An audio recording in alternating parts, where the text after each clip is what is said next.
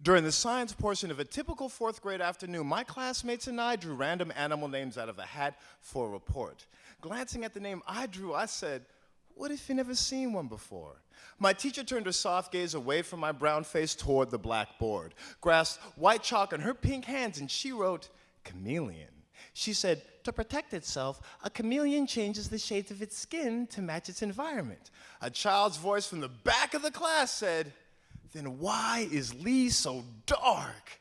Laughs filled the classroom. My 10-year-old frown was a black speck in a sea of white smiling faces, merciless jeers. Cruel laughter that echoes in your ears like a crank organ played by a man with peanuts in his pockets, and you're the monkey.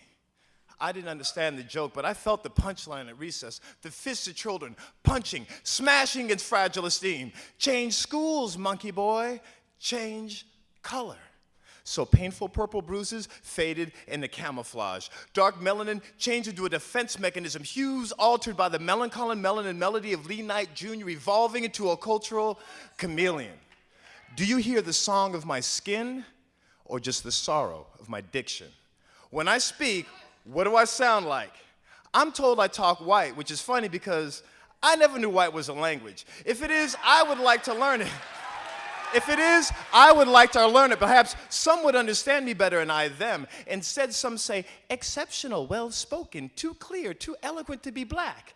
I hear, house Negro, whitewashed. My parents pushed me to read because a mind is a terrible thing to waste. Peers punished me for having read too much. Audible misconceptions made me a prisoner of pigmentation, a colored colonist of the king's English, a freed slave of slang.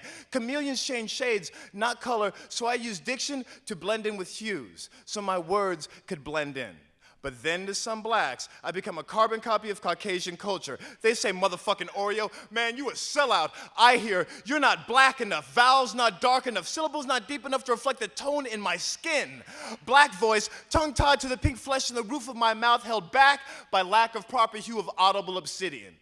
But what they can't see is that I'm so black when it's hot, whoo, I sweat the blues. My racial pride is so deep that even on the bottom of the ocean, I can reach into the sky, past the pale white clouds, grab the pitch darkness of space, pull it into myself, creating eternal day, making my deepness so black that I am the only night known to man.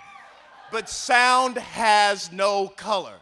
My adaptation, a defense mechanism, not a choice. I learned to be a chameleon when being human wasn't enough. Born of one nature, one color, one way, forced to split into a two-sided sonic prison to protect myself from the blaring white noise of stereotypes ever since age 10. Handed my report back to my teacher, smiling. She said, "Did you learn something about chameleons you didn't know before?" I replied, "I learned how to survive in a hostile environment without changing who I am."